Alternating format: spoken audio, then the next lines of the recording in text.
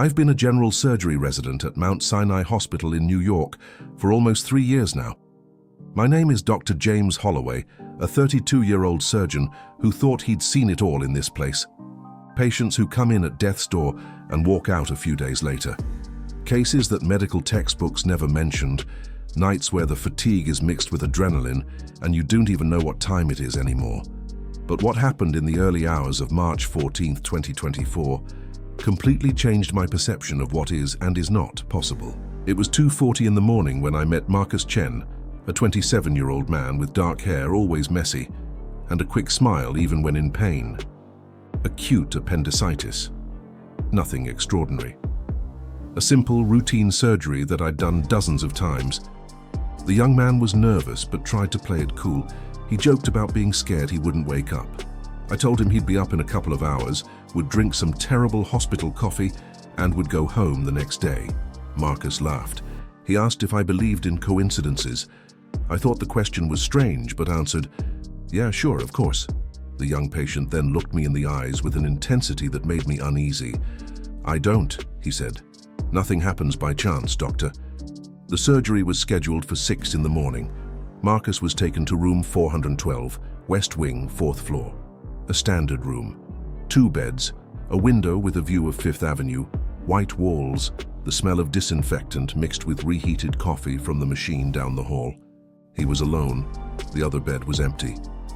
I left him resting, instructed the shift nurse, Sarah Coleman, a dedicated woman in her early 30s with sharp, observant eyes, to monitor him hourly. Standard procedure. I went to the residence lounge. I needed to catch at least 2 hours of sleep before the surgery, but something was restless inside me. I couldn't get Marcus out of my head. That look, that sentence.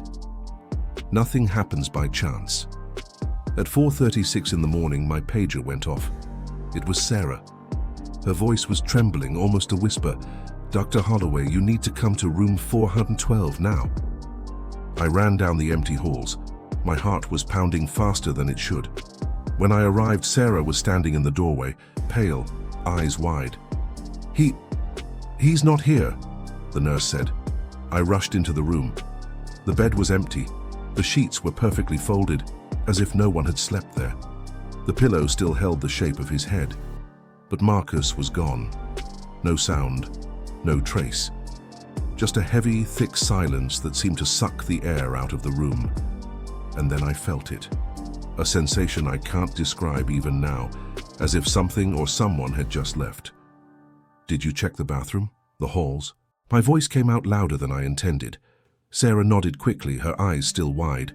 "I checked everywhere, doctor. He's nowhere. I was here exactly 50 minutes ago. Marcus was sleeping, breathing normally, vitals stable on the monitor. Everything was fine." I looked at the cardiac monitor next to the bed. It was off. The wires that should have been connected to the young man's chest hung loose, the electrodes still covered in contact gel, shining under the fluorescent light. But there were no signs of a struggle, no evidence that the patient had ripped the wires out in a panic. Everything was neat, meticulous. "He couldn't have just walked out," I said, more to myself than to Sarah. Marcus had an IV line, was medicated, and hadn't eaten for 8 hours. Besides, pre-op patients aren't allowed to leave the floor without authorization. Sarah moved closer, her voice low. "Dr. Holloway, there's one more thing."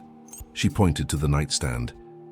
Marcus's identification bracelet was there, perfectly cut as if someone had used surgical scissors. His name gleamed under the light. Chen Marcus, 27 years old, general surgery, 0600H. A chill ran up my spine. Patients don't remove their own bracelets. It's protocol. It's the law. It's the only way we ensure the right person gets the right procedure. "Call security," I ordered, "now, and check the cameras." As Sarah hurried out, I was left alone in the room. The silence was deafening. I walked to the window and looked out. New York never completely sleeps, but at that hour even 5th Avenue was quiet. A few lights flickered in the distance. A solitary taxi drove slowly past. That's when I noticed the reflection in the glass, not mine, something behind me. A light, faint but present, bluish, almost spectral. I spun around quickly. Nothing. Just the empty room, the white walls, the disconnected monitor. But the air was different, colder, charged, like before an electrical storm when you feel the hairs on your arm stand up. 10 minutes later, Mark Dawson, the head of security, a grizzled ex-cop in his 50s with the weathered face of someone who'd seen it all, entered the room with a tablet under his arm. Nothing ever fazed this experienced man. But when he showed me the security camera footage, I saw something I'd never seen on his face: fear. "You need to see this," the security chief said, his voice tense. "And you're not going to believe it." Mark pressed play on the tablet. The image showed the West Wing hallway, 4th floor, camera positioned about 15 feet from room 412. Time, 04:18 a.m.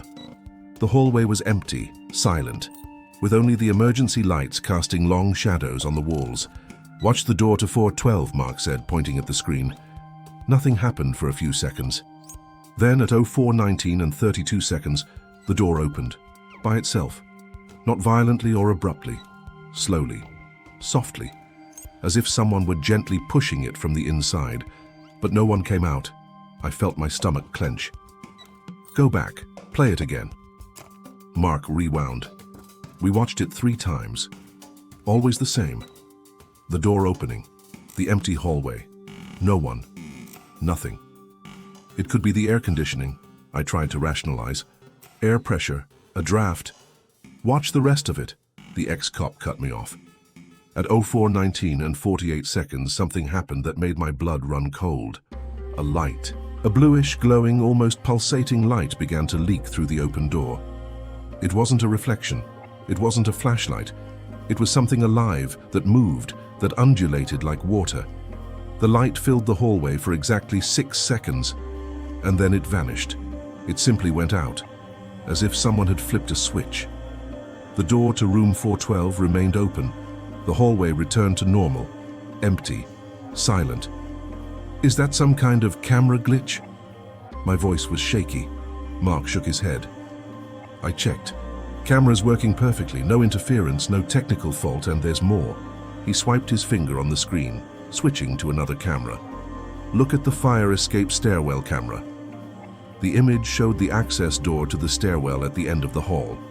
Time, 04:20 and 5 seconds. The same bluish light appeared, moving through the closed door as if it were made of smoke. It went straight through without opening anything, without forcing anything. And it disappeared down the stairs. "You're telling me a light went through a closed door?" I could barely process what I was seeing. Mark didn't answer right away. He just showed me the next camera. And the next. And the next. Stairs, 1st floor, lobby. Always the same light. Always moving, always passing through doors, walls, solid objects. The last camera showed the hospital's back emergency exit, which led to a narrow alley. Time, 04:22 a.m. The light exited through the door.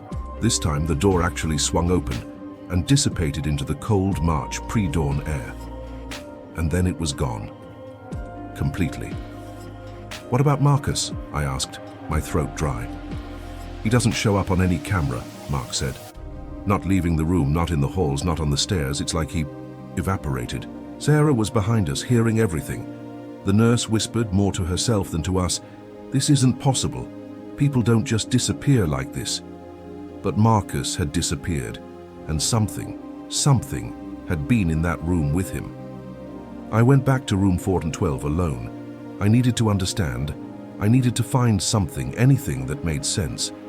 Mark went to re-review all the hospital's cameras. Sarah went back to the nursing station to check Marcus's medical records. I stood there, in the middle of that empty room, trying to reconstruct the impossible. I turned on all the lights. I checked under the bed. I opened the closet. Nothing. The bathroom was untouched. The window, sealed shut for security, couldn't be opened. There was no exit. There was no way the young man could have simply left. I sat on the edge of the bed. The mattress still held his body heat. This disturbed me more than it should, because it meant Marcus had been there just minutes ago, alive, breathing. And then, nothing. That's when I saw it. On the pillow. Something tiny, almost imperceptible. A folded piece of paper. the size of a thumbnail. My fingers trembled when I picked it up. I opened it slowly. There was a single word written by hand in a shaky script. Sorry. My heart pounded. Sorry. Sorry for what? For disappearing? For leaving me with no answers? I turned the paper over. On the back there was something else, numbers, a sequence 333. I looked at the clock on the wall. It was 05:14 a.m. Those numbers didn't make sense. Or did they? Dr. Holloway, Sarah's voice echoed down the hall. She ran into the room, holding a chart folder. Her face was even paler. You have to see this, now. She spread the folder on the bed. Inside was Marcus's admission file. A passport-size photo was stapled to the corner. Full name, Marcus Chen. Age, 27. Occupation, software engineer. Address, Brooklyn. Emergency contact, none. Look here. Sarah pointed to a section I hadn't read before. Medical history, previous surgeries. My blood ran cold. Appendectomy performed on March 11, 2019, Mount Sinai Hospital, New York. I read it 3 times. It couldn't be.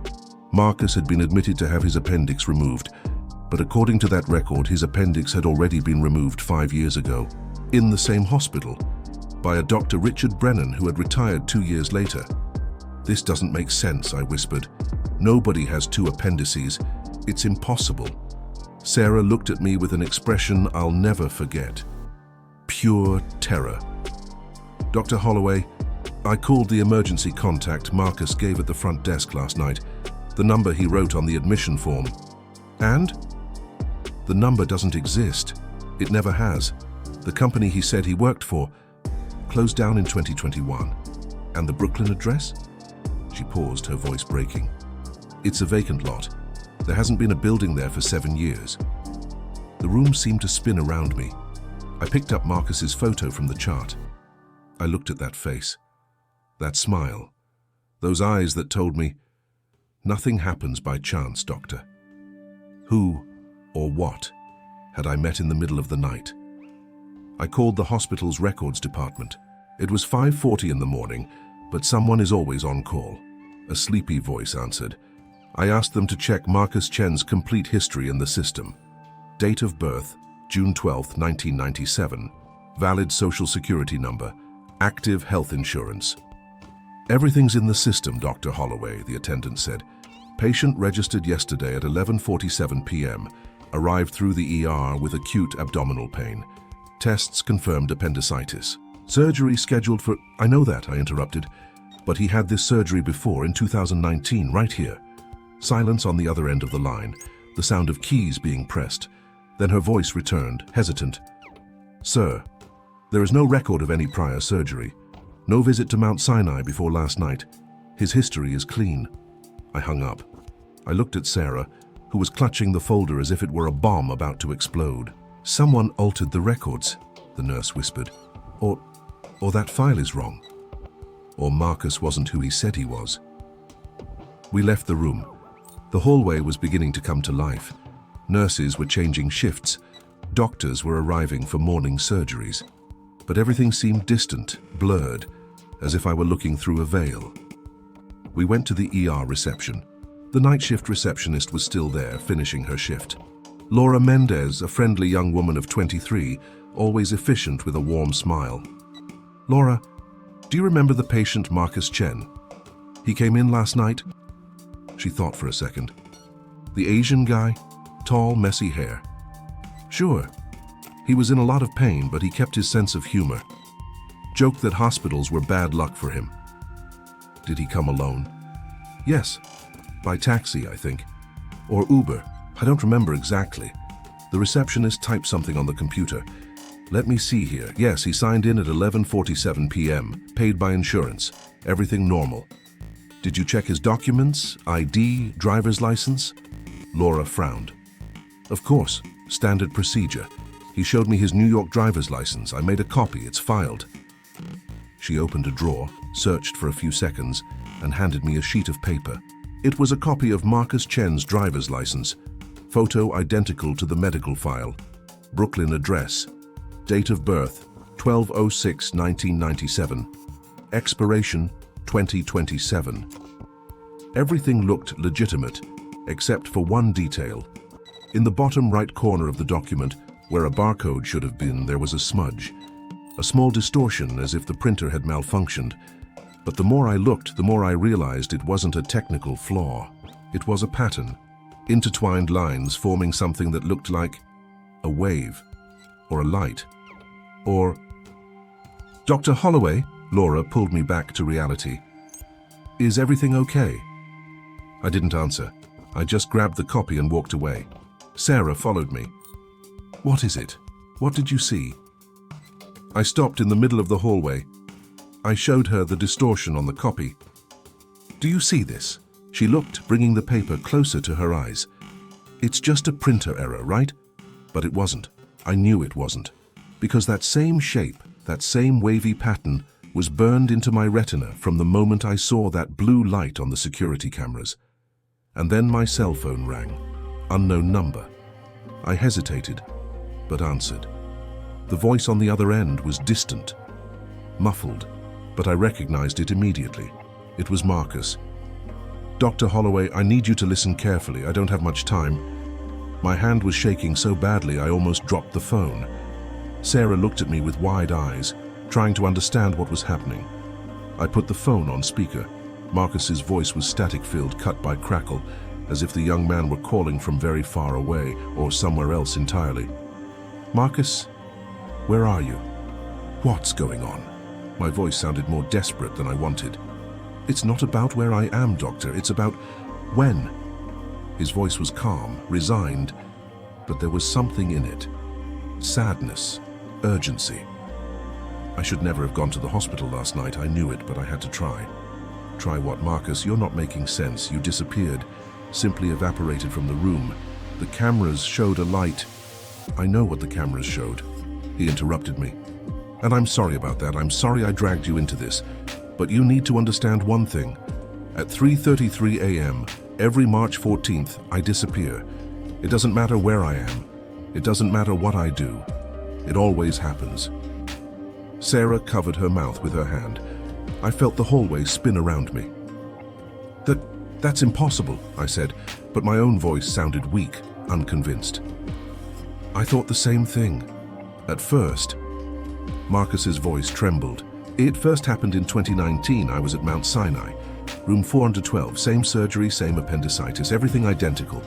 Dr. Richard Brennan was my doctor. He was reviewing my file just like you did yesterday. And then at 3:33 a.m., I woke up somewhere else." "What place?" Silence. Static. For a moment I thought the call had dropped. Then he returned. "I can't explain it. It's like something. Anything that could make sense of it all. But there was nothing to say. Nothing that could explain what we had just heard." "He mentioned Dr. Brennan," Sarah finally whispered. "He retired 2 years ago, but I heard rumors. They say he left the hospital strangely. Didn't say goodbye to anyone, just walked away. Do you know where he is?" She shook her head. "But the Human Resources Department should have a contact address. Retirement information." 20 minutes later, I was in my car driving toward Westchester. Dr. Richard Brennan lived in an isolated house, about 40 minutes north of Manhattan. The address we got was for a property on the outskirts of a small town called Sleepy Hollow. The name did not help calm my nerves. The sun was rising when I parked in front of a white wooden house, surrounded by dense trees. The paint was peeling, the yard abandoned. A single light was on in the living room window. Someone was awake. I knocked on the door 3 times. Silence. Then a hoarse voice from the other side. "Who is it?" "Dr. Richard Brennan? My name is James Holloway. I'm a resident at Mount Sinai. I need to talk to you about a patient." The door opened just a crack. A tired eye peered at me through the security chain. Dr. Brennan, an elderly man who must have been about 70, with completely white hair and a face deeply lined with wrinkles, studied me suspiciously. But it was his eyes that disturbed me, the eyes of someone who had seen something they shouldn't have.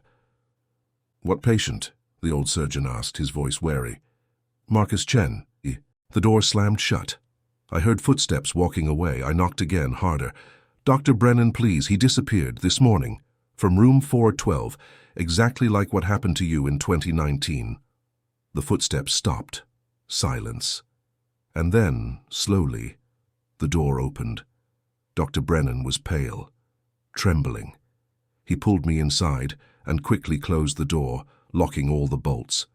The house was nearly empty. Few pieces of furniture, piles of papers scattered on the floor. And on the walls, my God, on the walls were hundreds of notes. Diagrams, equations, photos. And in the center of it all, one word written dozens of times in red letters, 333. "You saw it," Dr. Brennan said. It wasn't a question. It was a statement. "You saw the light." "Yes, on the security cameras. A blue light. It went through walls." The elderly doctor nodded slowly, as if he knew exactly what I was describing. "I've spent 5 years trying to understand. I studied quantum physics, time theories, temporal anomalies. I talked to scientists who thought I was crazy." He pointed to the walls. "But I know what I saw that night, and I know it wasn't a delusion." "What happened, Dr. Brennan? What did you see?" He sat down heavily on an old chair. His hands shook as he lit a cigarette, a habit surgeons quit decades ago. "Marcus Chen told me the same thing he probably told you, that he's stuck in a loop, that every March 14th at 3:33 a.m. he disappears." "And you believed him?" Dr. Brennan looked at me with a devastated expression. "I didn't believe him. I thought it was paranoia, pre-surgical anxiety. But then that night I went back to check his vitals. It was 3:32 a.m. I walked into room 412. The retired surgeon paused for a long time, his eyes lost in a memory that clearly haunted him. And at 3:33, the young man started to glow. "Glow?" My voice came out as a whisper. "What do you mean?" Dr. Brennan took a deep drag from his cigarette, his weathered hands still trembling. "It's not the right word. It wasn't a normal light. It was as if every cell in his body was lighting up from the inside out. Blue, electric. I had never seen anything like it, not in 40 years of medicine." He stood up and walked to one of the walls covered with notes. The elderly man pointed to a complex diagram, intertwined lines forming spirals, numbers I didn't recognize, equations that seemed to belong more to astrophysics than to medicine. Marcus wasn't sleeping when it started. He was awake, looking at me. And do you know what he said? Dr. Brennan turned to me, his eyes moist. He said, "It's happening again, I can feel it.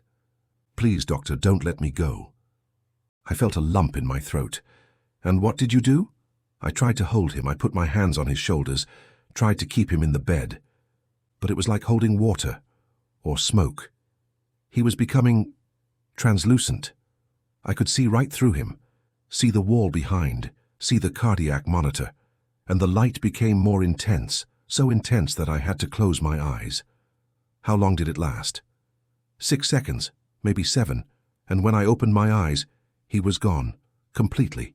The bed was empty, but it was still warm, and the air had a strange smell, like ozone, like after an electrical storm. Dr. Brennan put out the cigarette in the full ashtray. "I did what you did. I called security. I reviewed the cameras. I saw the same light you saw, and then I tried to explain it to the hospital. I tried to file a report. They sent me for a psychological evaluation. They thought you had a breakdown. And maybe they were right." He laughed bitterly. "But then, 3 months later, I got an email from Marcus. He said he was alive, that he was somewhere, and that every year on the same day at the same time he was pulled back, trapped in a cycle he couldn't break."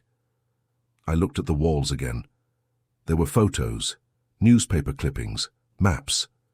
"Did you try to find him?" "I tried, for 2 years. I followed every lead, every detail he gave me, but it was like chasing a ghost. He would appear in random places, once in Seattle, another time in Chicago, always on March 14th, always at 3:33 a.m., and always vanished before anyone could help him." "Did he ever tell you what caused it, why it started?" Dr. Brennan looked at me with an expression that chilled me to the bone. He said he doesn't remember, but there's one thing he mentioned, something that happened during the 2019 surgery, before the disappearance. What? The old man walked to an old box in the corner of the room and took out a folder. He opened it on the table and showed me. It was medical records, blood tests, anesthesia reports, and a photo. It was a CT scan of Marcus's abdomen, taken hours before his scheduled surgery. Look here. Dr. Brennan pointed to an area in the lower right quadrant. That should be the inflamed appendix, right? Yes, why? Because when I opened Marcus that morning before he disappeared, there was no appendix. My heart stopped. What do you mean there was none? There was nothing there, no inflamed organ, no infection, nothing. It was as if the appendix had never existed, but the blood tests showed all the markers for acute appendicitis. The pain was real, the symptoms were real, but physically, he had nothing to operate on. I felt the ground shift beneath my feet. So you're saying Marcus Chen is, what, an anomaly? An error in time? Dr. Brennan closed the folder and looked at me with a disturbing intensity. I'm saying Marcus Chen may not be entirely human, or perhaps he's too human, so human that the universe itself doesn't know where to put him. I left Dr. Brennan's house with more questions than answers. The sun was already high when I drove back to Manhattan, but I didn't feel warm. Just a deep, bone-deep chill. I drove on autopilot, my mind trying to process everything I'd heard. Marcus Chen, a man stuck between seconds, between heartbeats. A man who vanished every March 14th at 3:33 a.m., as if time itself was trying to erase him. When I arrived at Mount Sinai, it was almost 10 in the morning. Sarah was waiting for me in the parking lot, her face strained. Mark found one more thing, she said. You need to come. We went straight to the security room. Mark was sitting in front of multiple screens, his eyes red from lack of sleep. I reviewed all the cameras from the past 5 years, the security chief said. Looking for anything abnormal, any strange light, any anomaly. And you found one? He pointed to a screen. March 14th, 2020, 3:33 a.m., East Wing hallway, 2nd floor. The image showed the same bluish light moving across the hall. March 14th, 2021, 3:33 a.m., main lobby. Another light, same color, same pattern. 2022, 2023, 2024, always on the same day, always at the same time, always inside this hospital. I felt my stomach tighten. Marcus comes back here every year. He doesn't just come back, Mark said, switching to another camera. Look at this. It was a 2022 footage, the 4th floor hallway. The light appeared as always, but this time for a fraction of a second before it vanished, I saw something, a shape, a human silhouette within the light. And then it was gone. Sarah covered her mouth. He's trying to come back, trying to stay. But he can't, I said, the realization hitting me like a punch. Something keeps pulling. Bring him back. Mark, the ex-cop I'd hired, rubbed his face, his expression grim. There's one more thing, he said, turning back to the screen. I traced the light's path, where it goes after it appears here. He overlaid several maps and my breath caught. All the routes intersected at a single point, a Brooklyn address. It's the address Marcus gave on his admission form. Sarah, my colleague, whispered beside me, the vacant lot. I didn't think twice. I grabbed my car keys and ran, Sarah right behind me. 40 minutes later, we were standing in an empty, desolate lot in Brooklyn. Cracked concrete, weeds pushing through fissures. Just the ruins of an old foundation. It looked like something had been demolished years ago. But the air, it felt just like it did in Marcus's hospital room. Charged. Like time itself was bent out of shape. Why would he come back here? Sarah asked, her voice hushed. I walked across the lot, my eyes scanning for anything, any clue, and then I saw it. Half buried in the concrete, a rusted metal plaque. I knelt and wiped away the grime. The words were faint but legible. Chen Residence, built 1985, destroyed by fire, row 3, count of 30, 1997. My blood ran cold, March 13th, 1997, one day before Marcus was born. Sarah, read the date, I managed to say. She knelt beside me, her eyes widening in disbelief. He was born the day after the fire that destroyed his home. But that wasn't all. Beneath the date, almost erased by time, were more words. A life lost. A life gained. 3:33 a.m. The world spun. A life lost. A life gained. At 3:33 a.m., the exact time he vanished. He shouldn't have been born, I whispered, the horrifying realization crashing down on me. Marcus Chen shouldn't exist. Something happened that night, something that broke time, and ever since the universe has been trying to correct its own mistake. Sarah looked at me, tears welling in her eyes. What do we do now? Before I could answer, my phone rang. An unknown number. My hands trembled as I answered it. A voice faint and distant like an echo came through the speaker. It was Marcus. You figured it out, Doctor. I knew you would. Marcus, what happened that night? In 1997? There was a long pause. My mother, he finally said. She was pregnant with me. The fire started at 3:32 a.m. She couldn't get out. But something saved me. Only me. And when I was born 1 minute later at 3:33, I shouldn't have been alive. And now time is trying to erase you, I finished for him. Yes, he confirmed. Every year, a little more. I can feel it. I'm disappearing, Doctor. And one day, I just won't come back. His voice echoed in the silence of that empty lot. A voice seemingly from across time itself. Sarah stood beside me listening, tears streaming down her face. Is there any way to stop this? I asked, my voice cracking, dreading the answer. Any way for you to stay? Marcus laughed. It wasn't bitter. It was strangely peaceful. I stopped looking for an answer a long time ago, Doctor. Some mistakes of the universe can't be fixed. I am one of those mistakes. You're not a mistake, I insisted. You're a person, you're real. I talked to you, you felt pain, you were scared. I was scared, he interrupted softly, for a long time. But now I just accept it. Maybe that's the only way to find peace, to accept that not every story has a happy ending. I looked at the plaque. Chen Residence. A life lost. A life gained. 28 years ago, the impossible happened here. A baby was born from ashes and broken time, and the universe has been trying to undo it ever since. What happens now? Sarah whispered. I don't know, Marcus replied from the other end of the line. Maybe next time I just don't come back. Maybe time finally catches up to me, or maybe I'll keep disappearing forever, stuck between seconds, between heartbeats, living a life that was never supposed to exist.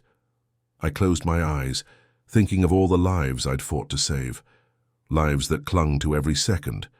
And here was Marcus Chen, whose only wish was to exist without vanishing.